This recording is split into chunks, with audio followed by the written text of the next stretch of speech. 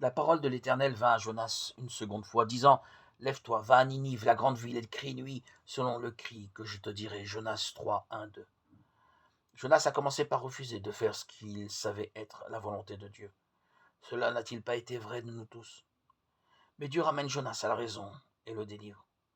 Si seulement les gens voulaient accepter l'œuvre du Seigneur Jésus-Christ accomplie pour leur salut, ils seraient vite délivrés de leur vie passée pleine d'amertume.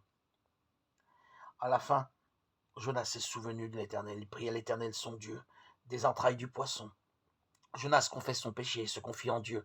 Alors Dieu fait remonter sa vie de la fosse. L'Éternel commanda au poisson et il vomit Jonas sur la terre. Dans sa grâce, Dieu peut nous donner une seconde ou une troisième occasion de lui obéir, voire davantage. Cette fois-ci, Jonas ne conteste plus avec Dieu. Il se leva et s'en alla à Ninive, selon la parole de l'Éternel.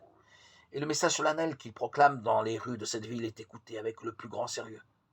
Ainsi, les hommes de Ninive crurent Dieu. Quel miracle! Une multitude s'humilie à la suite de la prédication d'un seul homme. Lorsque nous sommes là où Dieu nous veut, accomplissant ce qu'il veut que nous fassions, il peut vraiment se servir de nous. Il sait où et quand nous devons servir, que ce soit au bureau, à l'usine, à l'école, à la maison ou ailleurs. Si sa volonté est que nous soyons là, alors c'est bien là qu'il faut que nous soyons, pour lui être utiles. Dieu voulait que Jonas soit à Ninive. Où veut-il que je sois, moi, aujourd'hui? Quelle est ma mission? Même si nous sommes au bon endroit, au bon moment, nous avons constamment besoin de la direction de l'Esprit pour savoir ce que nous devons dire ou faire. Demandons, implorons le Seigneur pour que l'Esprit Saint nous aide à savoir quelle est notre mission, à connaître et à discerner ce que Dieu attend de nous. Nous connaissons peut-être cette vérité, mais il est essentiel que nous la mettions en pratique. Demandons la direction du Saint-Esprit à notre Dieu. Invoquons son esprit pour que nous puissions être guidés.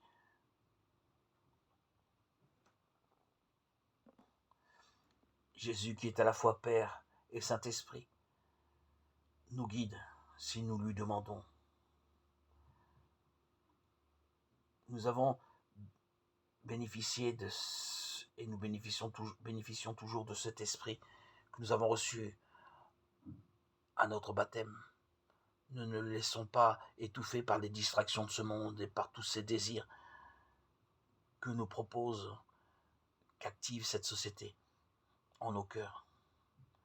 Ne nous laissons pas guider par nos impulsions, mais par le Saint-Esprit.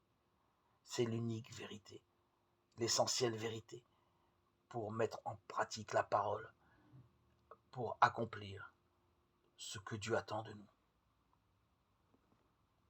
et marcher ainsi sur les pas du Seigneur, notre Dieu Jésus.